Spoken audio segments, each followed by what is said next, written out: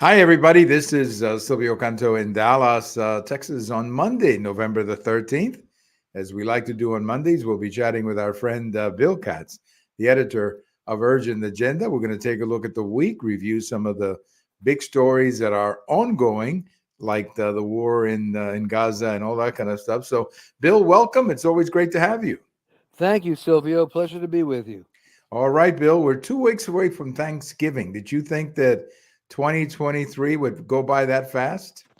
No, and I didn't think at the beginning of 2023 that we would be ending the year with so many catastrophes, so Yes. many major stories, and so much apprehension. You're right about that. It's been that kind of a year. And the other day, somebody passed away the other day, and I was trying to remember who it was, who was related to Apollo 8. Frank Borman Yes, passed away. He was 95. And he was related, of course, to Apollo 8. And it reminded me that 2023 is starting to look like 1968. That was a crazy year. yes. It just seemed like at every other turn there was something crazy, Oh, yes. and that's the way 2023 is starting to be. I mean, something crazy at every point. Well, let's talk a little bit about New York. The mayor of New York City, who's been in the news quite a bit for a lot of things, a lot of reasons, has now been in the news himself for Yes. apparently, as I understand it. Please tell me the story. But as I understand, the FBI has control of his phone or whatever. What's going on in New York City, Bill? Well, they have control of his phone. I don't quite understand the story myself, and apparently, either do most people covering it. He is accused, apparently, of using his influence to get some approvals for something involving the Turkish embassy. Um, I've read the story a few times. I don't. It's not filled with details, but unless there was an act of bribery, which there doesn't seem to be, it looks like one of those fairly typical favors that you do for countries that want to have an embassy or a consulate in New York. It doesn't look like there's anything illegal here, and I'd like to have somebody tell me what is involved, or if it is a question of retaliation against him because he has criticized the Democratic Party leadership. I would imagine it's the second part, because the legal system in New York is completely controlled by the Democratic Party, and they don't particularly like him because he's very outspoken, and he has made very plain that the party is not doing enough to deal with the immigrant problem, and they may want to get rid of him. Well, that's interesting. That's what I was hearing too. Some people are saying that this is retaliation for his criticism of the Biden administration, but who would they replace him with? There would have to be another election, right, Bill? If he resigned, that's a very, very good question. I don't know New York City law.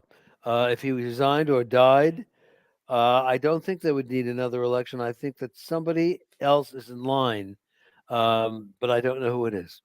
Well, given the composition of the New York City Council, Well, it wouldn't be any better. not at all. I mean, the New York City Council is to the left even of most of New York City. Um, I'm going to look this up on Google as we're doing it. But New York is a mess. The city is a mess. I don't blame the mayor.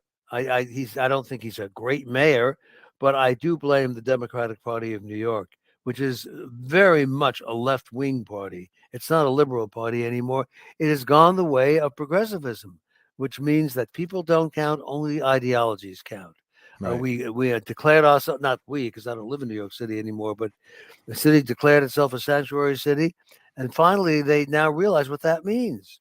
They have got to pay for this flood of immigrants, some of whom are now coming in and then leaving because they don't think the city is providing for them well enough. These are illegals. They come in. They were given hotel rooms. They were given 3 good meals a day. Now they're trying to move them out of Manhattan and to the outer boroughs, and they don't like the premises. Some were taken to the old Floyd Bennett Field facility, where new premises have been built, and it's not good enough for them. Some are going. I know in Chicago there was a group that says that they are not satisfied with their accommodations, so they're going to go back to Venezuela. Well, wonderful, go back to Venezuela. But I mean, what is amazing about this is their sense of entitlement. These are people who are here illegally, and they believe they're entitled to first class accommodations. Well, and for someone like me who actually came into the country, in a different way, but came here for political reasons, I find their sense of entitlement appalling because Yes. when we came here, uh, from my father all the way down to my little sister, there was a tremendous sense of gratitude to the United States. It was like, I'm thank sure. you so much for the opportunity to let us live here and start a new life here. And I have to say, Bill, for most of the immigrants, not just the Cubans like me, but for most of the ones that I've met, they have that attitude of gratitude. Yes, they I sure think do. these people are, you must have gotten a really bad batch in New York because most people do have a sense of gratitude. But then on the other hand, if they get so many things, I mean, they don't have to work for anything. My parents had to, we had to spend a couple of months outside of the United States before we came in. We had to spend time in Cuba before we came in. So nothing was handed to us. We had to work for it. I mean, we understood the reasons we had to work for it. So when we got here, we were nothing but grateful, Bill. Yes, that was always the attitude of immigrants. That was the sense of gratitude, even though what they found here was often a tough life. But they were glad to be in a country where there was freedom. That's right. And what you said there is very important, that there was always a tough life because there is this myth that when immigrants come, things are easy. It was not easy for my parents. It was not easy for nearly a million Cubans who left, and yet they were able to put it together and turn into a very successful group because of the gratitude and the appreciation of the country, and they wanted to work. Which leads me to another point. I read, maybe you've seen this, that they had a bunch of job permits and only very few of them went by to get one. Is That's that right. true? That's exactly right. Yes, these are people who really feel that they are entitled. And one of the things that you look at when you see these photographs of them walking along is that many of them do not look like poor people. I mean, many of them are well dressed, clean. These do not look like downtrodden people at all. And I just wonder how much we actually know about them. The whole thing is such a scandal because our southern border is open. We are admitting people we know nothing about. Many of them are from countries that are highly suspicious. And I think we are setting ourselves up for a disaster, for a possible 9/11. And nobody really seems to care. Well, that's it. Nobody seems to care. There's this attitude that it's never going to happen again. And that is just a big mess. Another big story out of New York, as long as we're talking about New York, another big story is the loss of billionaires. New York City has lost a bunch of billionaires here over the last year. They're moving mostly to Florida, but they're leaving. Some of them were quoted in the article saying that they're leaving because the tax rates have just become ridiculous. I mean, they work so hard, most of them do, and the state wants so much of their money, Bill. That's exactly right. Well, I think New York and California are the two greatest, largest out migration states in the country. People are leaving New York in droves, and they're leaving California in droves. And they're looking for a better life. They're looking for lower taxes, for lower living costs. It's not just the taxes, it's the living cost, the cost of a home, the cost of an apartment in New York is so out of reach for most people. And that is especially true in lower New York, which is New York City. I don't know too much about upstate, but in lower New York, people, as it is often said, can't live in the communities they grew up in. They're just too expensive. The real estate industry controls much of New York. And of course, the tax rates are high. Another thing that's very high is the utility rates, which are going up, up, up, and up. And that's Consolidated Edison. They're just a feeling on the part of the people who run New York that people will always come here. I'm not so sure that's true. I think New York City has become an unattractive rather than an attractive place to be. I think many people live there because they have to, because they have a job there, but it certainly does not have anywhere near the glamour it used to have. No, not at all. And I've known people who've told me that. People in the entertainment industry who've told me that it's simply not affordable anymore. That you have to make so much money just to get by that Yes. it's simply not doable anymore. Well, let me move on to the other big topic of the week, and that is the conflict over in Gaza, now going into week number 5 or week number 6. It appears that the Israelis, and credit to them, the Israelis are not going back. They're going forward with their mission. It's going to be a slow process, but they're going forward with it. For the most part, the Biden administration is supporting them. How do you feel about it, Bill, 6 weeks into this conflict? Well, it's interesting that you mentioned the 6 week figure because the whole sense of time has changed about these things. I mean, 6 weeks after Pearl Harbor, we practically were doing nothing, still doing nothing. We were still recovering from it, and here we're talking about 6 weeks as if it's a long war. This could be a long war. I don't know. The Israelis understand that great pressure is being put on them to end the war, even though they will mean a failure because of these pictures that come out of horrible conditions. The pictures are real, but the cause of the conditions is Hamas. And the way I feel about it is Israel is right. They've got to get rid of Hamas. They have to destroy it. It's a disease. It's a cult and a very dangerous disease because eventually, because it is Hamas and because it is a creature of Iran, eventually they will get access to nuclear weapons. And then what do we do? Right. So I think the Israelis are probably pursuing it correctly, but the publicity, the public relations aspects of it are turning against them as they knew they would as soon as you start to show bodies of civilians. So I don't think we can predict what will happen. I know that the Obama administration, not the Obama, but the Biden administration is very concerned politically because the Democratic Party is split between those who favor Israel, which has been the traditional position, and a growing number of hard leftists who favor Hamas, even though it's a murderous organization. That's right. And even President Obama came out and made some remarks, and Professor Dershowitz jumped all over him. Were you familiar with that? Oh yes, very I much mean, so. Professor Dershowitz pretty much told him where to go. Yes, And I, that I mean, I mean, Professor Dershowitz, I guess, was objecting to the moral equivalency, right, that yes. these people make, that somehow they keep talking about the occupation of Palestine, but they don't talk about the fact that Israel was attacked.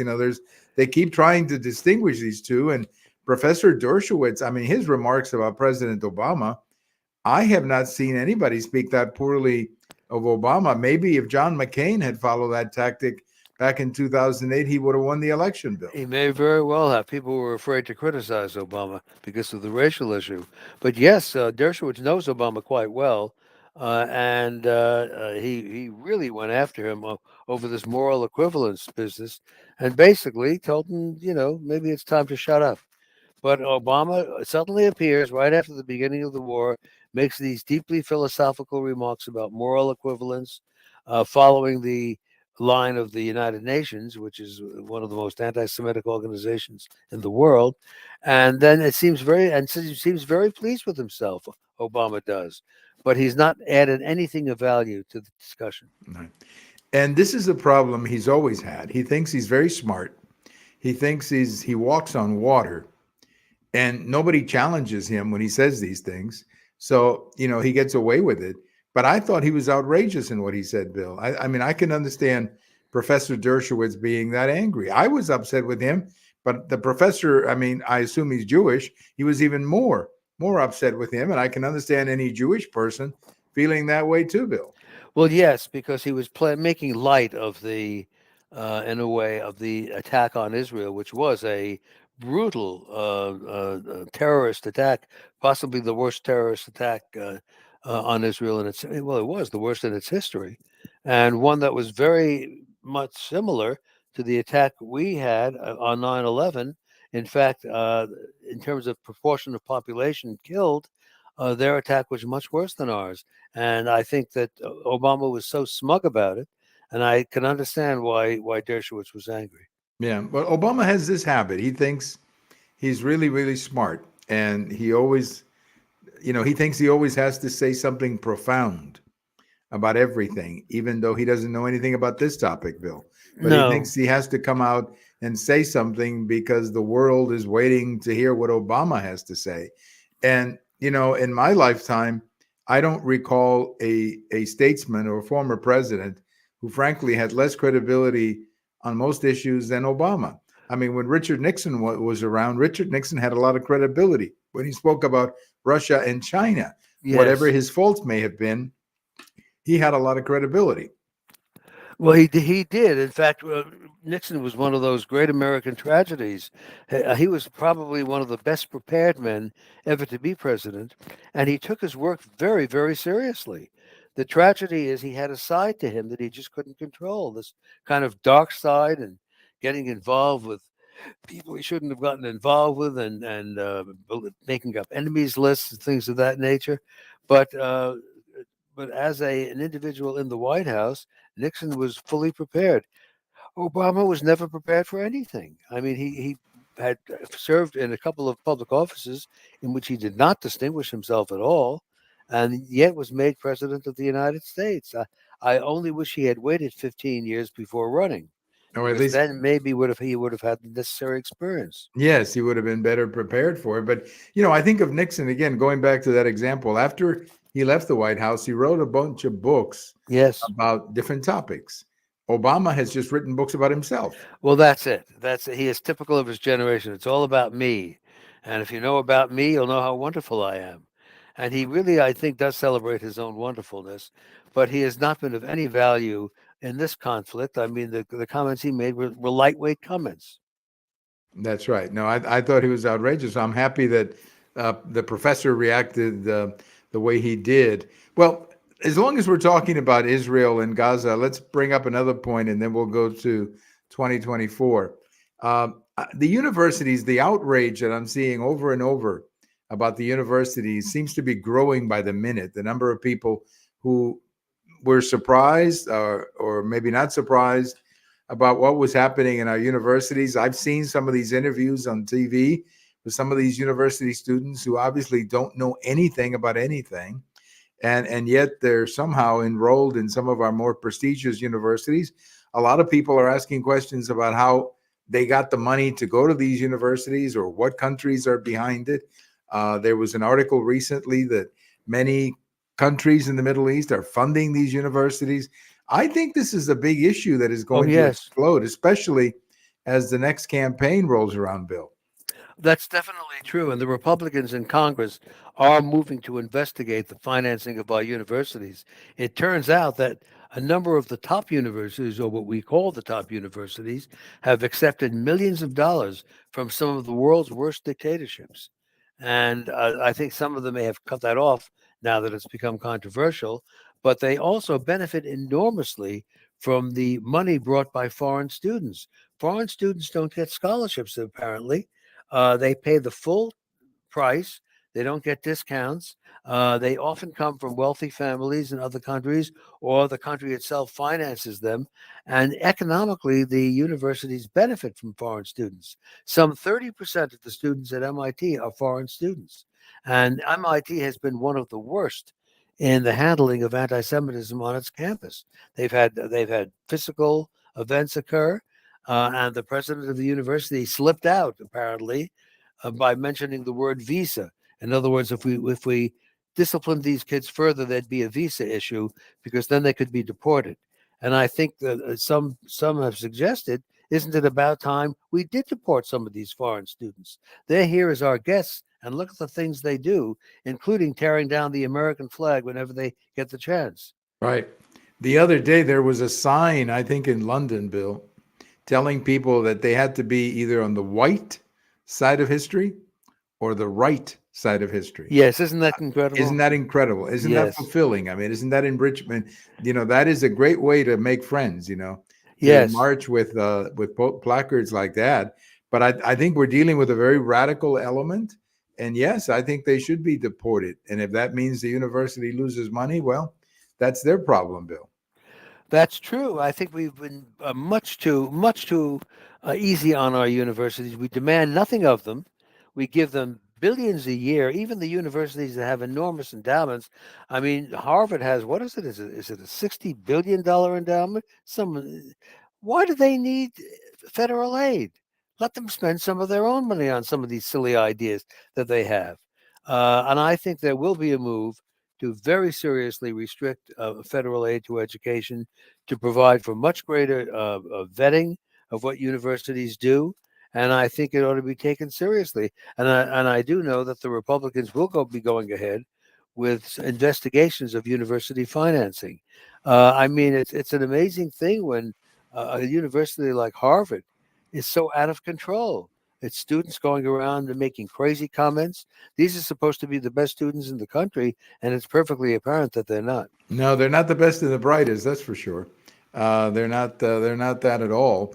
But I go back to the question I asked about 3 or 4 weeks ago, Bill, when we were chatting about this, and that is there a flag manufacturing factory in each one of these universities? Because it Yes. seems like whenever there's a march, all kinds of flags come up. And I didn't know it just seems to me like somebody's either storing these flags or making them on a day's notice, because that's a lot of Palestine flags. I had no idea that we Yes. had that many flags in the United States, Bill. I've been amazed also. Those flags look brand new. I suppose that they are manufactured quietly and that they are given to Palestinian students to be used if there's a big demonstration. Yes, I find it pretty sickening, especially when you look at these rallies and there are no American flags. Right. And There the are, other day they took one down. yes, that's right. They Several, took an several American times. flag down, which is appalling. But I guess the only good news about all of this, Bill, is that Europe has a worse problem than we do. They do. That's true, and they went all out on immigration. Germany has a particular problem because of its history. They seem to feel some obligation to take in just about anybody who appeared on their doorstep, and now they have a very large Muslim population that is anti-Semitic and probably anti-German. Other countries the same way. There are countries like Sweden that have had historically have been very, very snotty about their human rights record, and they realize they took in a lot of people who don't believe in human rights. That's right. That's the thing. I mean, they're taking, sorry about that, they're That's quite taking a, in people who don't believe in any of their ideals, Bill. that's right. And that is true in England as well. Now they have to take in a certain number because if you are a member of the British Commonwealth, you get certain privileges in terms of immigration to England. But it is true that these immigrants do not believe in the fundamental ideals of the countries they're coming to, and they want to change these countries and make them into Muslim countries. And I think that I hope we can recover ourselves as a civilization. I don't know if we will. I don't think it's a sure thing. But the West is in terrible condition. It Right. really is. And we are facing increasing threats from the axis between China and Iran and Russia and it's an axis that is growing. It's hard to believe that only 35 years ago, or whatever it was, 37 years, however many it was, that President Reagan said, tear down this wall. It Yes, seemed that there was a whole new Europe then, or a different Europe. that's right. And the fact that the wall came down was considered a miracle. People advised him not to say that in his speech, but he said to Peggy Noonan, his speechwriter, he said, Peggy, that's why we were elected. And the wall came down. It was a magnificent moment. But then Europe, as usual, Europe works hard to ruin situations. I mean, whatever situation they're given, they work hard to destroy it. And Right. I'm afraid they're very wobbly. They really are. I think there has been a reassertion in recent weeks of Western values, but now we see today England is replacing its foreign minister. I don't know what the cause of that is. They may be going soft because of the controversy in Britain over its policies toward the Middle East. I would hate to see it. I'd hate to see them pull out just when they're needed. That's right. Well, just remember, I just checked. It'll be 35 years this September, or coming September, that the wall came down. And if anybody would have said to me at that moment of joy and happiness when that wall came down, that this is what Europe would look like 35 years later, I would not have believed it. I would not have believed that Europe would collapse like this the way it has. But I don't know. Somebody once said, Bill, that Europe is like the in that movie, the ghost that shows you the future. That Yes. Europe is sort of like the ghost of Christmas future. It's like you're looking at the future. It doesn't have to happen, but it could happen if you don't change your ways, Bill. Well, sure, and all it will take is one major economic decline, where things become unstable, and it could happen that Europe can go in a very, very bad direction, especially some of the weaker countries. I think Belgium is going in a terrible direction. It's becoming a very left-wing country. Some of the others, there is always a possibility of France, which has its own built-in instability, and of course Germany, which is the strongest country in Europe. But I don't know if they can resist this enormous number of immigrants that they have. No, they can't because the numbers are there. Not only are the numbers there, but they're reproducing in huge numbers, and that's the other part. That the percentage of the population grows and grows and grows every year, and that's what makes it very difficult. Well, Bill, coming home, talking about 2024, there's a lot of concern in the Democrat Party about President Biden.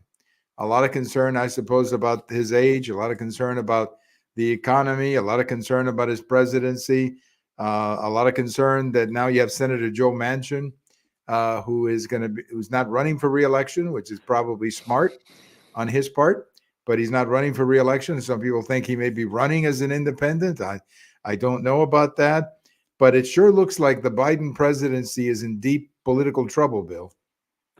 It is because the problem that the president has is not going to get any better, and that's his physical condition. I mean, it isn't just that he has some ailments. If he had just a few ailments, that's one thing, but these ailments are affecting his personality, his readiness, his clearly his mental state, and if he's put under enormous international pressure because of a disaster, I'm not so sure he can do the job. No. And then you have to wonder about his ability to campaign. I mean, even if you can get away with a rose garden strategy.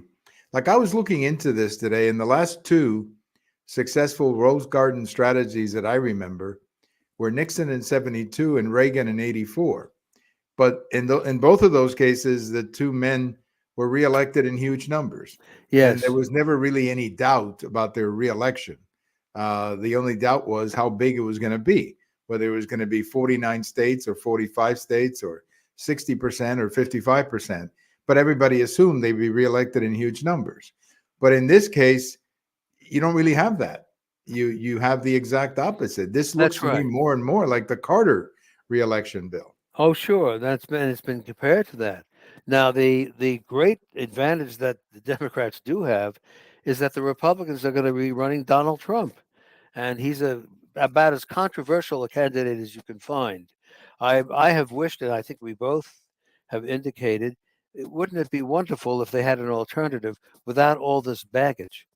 But apparently, the majority of the party wants Trump, and that they're going to get him. And I don't know how you run a man with all these legal problems, even though the legal problems may have been the result of an ugly political conspiracy. But I think we're heading into a very, very uncertain times. Yeah, at this point, the last poll that came out has them in a virtual tie, I guess, for the popular vote, and Trump, winning over 300 electoral votes. That's kind of where where they're saying it's going to be. That many of the states that went back to Biden are going to go back to Trump. Georgia, Pennsylvania, Michigan I sure hope so. are going to go back. Arizona are going to go back to Trump. But it seems to be that no matter what happens in 2024, we're going to get a very divided country, Bill, if Donald Trump is the candidate. Oh, absolutely. I can't think of a greater division in recent American history. I mean, a liberal Democrat who, I mean, in the case of Biden, he might be called a moderate liberal, but he has got to cater to a certain degree to the crazies in his party because they're taking over the party in many areas, especially the young people who really are in really borderline in terms of sanity.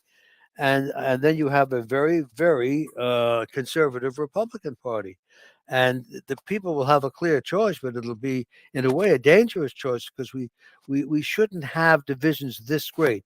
We are generally a center left to center right country, but I'm afraid we've kind of gone off the limb on that. Yes. One thing that President Biden could do, Bill, and maybe wishful thinking on my part, but one thing that he could do is not resign, but simply say that he's not running for reelection sometime after the first of the year, and then basically run the country maybe the way that we were told he was going to run the country, more as a centrist, more of that Biden that we have known over the years, who was not really a radical man, but more of a down the middle kind of Democrat. And he could actually do the country a great favor if he were to pull out and run the country in that fashion. I think he would have a lot more liberty to do something about the border without having to explain it to the Democrats, and some other issues too, like the price of gasoline and stuff like that. He could break away from this crazy bunch of activists who are telling him how to run the country, Bill. Absolutely, and he might consider doing that because then he could go out with some respectability. He has, by the way, a very disloyal group within his administration that is needling him. There was this so-called document or whatever it was, communique, signed by 100 people in the State Department accusing the president of misinformation on the Israeli-Arab conflict because these are progressives who want us to be completely pro-Palestinian. That's pretty serious when people in the State Department rebel against you, and there is not much discipline in the administration. I think the Democratic Party is in very serious trouble, at least with Trump. If he is nominated by the Republicans, he knows how to run for president. He knows how to organize the campaign. But I think the appearances to the world in this election year are not going to be that great. I was listening to Doug Schoen today, the consultant, Democrat Oh yes, consultant, sure. who's been all over the news, and he was saying the problem with the Democrats is that all they have is Biden. Yes, That they don't really have anybody else who could run. Even Biden can make it competitive against Trump, but somebody else may not make it competitive against Trump, Bill. that's right. And you have the obvious second choice would be Kamala Harris, the vice president, but she's less popular than Biden is. That's right. And then the governor of California, who I guess at other times would have been a pretty decent candidate. He's telegenic, he runs a big state. You would think that would help him win the presidency, but he's got so many problems. Well, And he's yeah, one of the most unsuccessful governors in the United States, and that's the problem. I mean, can't they get somebody who knows how to do anything? that's right. Well, they can always get the governor of Illinois if Yes, anybody knows who he is. Pritzker. Yes. Or they can always get the governor of New York if anybody knows who she is. That's Hochul. Well, nobody they know who she is, but nobody knows what she does. That's right. But So they I'm have not some. sure who else could they get. I mean, seriously, Well, it's not a big group. It's not a big bench. no, they don't have a big bench, and one of the problems is that the people who are the most qualified are the ones who are unacceptable to the fringe. I mean, they've Right. got some moderate senators who are thoughtful, two from Virginia, some others, but they are not acceptable to the crackpots, and the crackpots will have their say. The one senator from Virginia that you mentioned is the one who used to be a former businessman, I believe, right? I'm trying to think of his name, but he would be a good candidate at a different time. But I don't think Yes. he's nominated today. I don't see him getting nominated in this atmosphere. Well, no, that's the problem. That the best people they have are simply not the people who the fringe will accept. The governor from Kentucky, who was just reelected, Would be a great choice. would be a good candidate. He would be someone who can who can say I can govern a Republican state. You realize he was the only Democrat who won that day? It's Yeah, amazing. I mean, yeah, right down the whole ballot, the Republicans won, and he was the only one, the only Democrat who won by 4 points. But yes. that tells you something about his ability to campaign and persuade, Bill. Well, he would be a wonderful candidate, but again, he is considered a moderate and unacceptable to, whoever runs. It's going to be the same old game because it's the same old party. They would have to have a minority on the ticket because that's now a requirement, and they would have to kowtow to the left wing establishment, and the left wing establishment is not very popular right now. Maybe the best thing, here's a closing thought, Bill. Maybe the best thing that can happen to the Democrat Party would be to get blown up. Well, I think there's a good argument there. Blow it up and start all over again. I think there's a good argument there that the party is not governable because within the party the splits are too great. That's I right. I, So, I have no problem with that. It's been in existence a long, long time. Maybe it's time to go and for a new party, a new moderate leftist party to take its place, and I think that party might do very well. yeah, at least they would be able to govern with common sense, which is what I think is severely lacking in the Democratic Party today. Oh, I Well, think you're Bill, right. as always, thank you so much for your time. It's always a great honor and a pleasure to have you. And I'm just looking forward to the next one. The next week, we can talk about the Gettysburg Address, 160 years. How about that? That would be a great thing to talk about. And Next and I, week. and I'm sure the progressives will celebrate it by tearing down statues of Abraham Lincoln. That's right. Why Yes, not? I mean, but he didn't own slaves. So what are they angry about? they're angry at him for because being angry is what they do. I mean, it's That's what they learn. They go to anger college. that's You, right. That's what they do. They major in being exactly angry. right. Yes. Bill, thank you so much. Have a great week. And we will talk to you later. Thank you, Sylvia. Looking forward to it.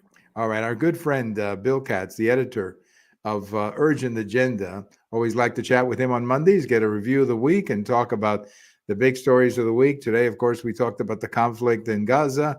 We talked about the state of the Democrat Party. There's some real problems in the state of the Democrat Party. We talked a little bit about the universities.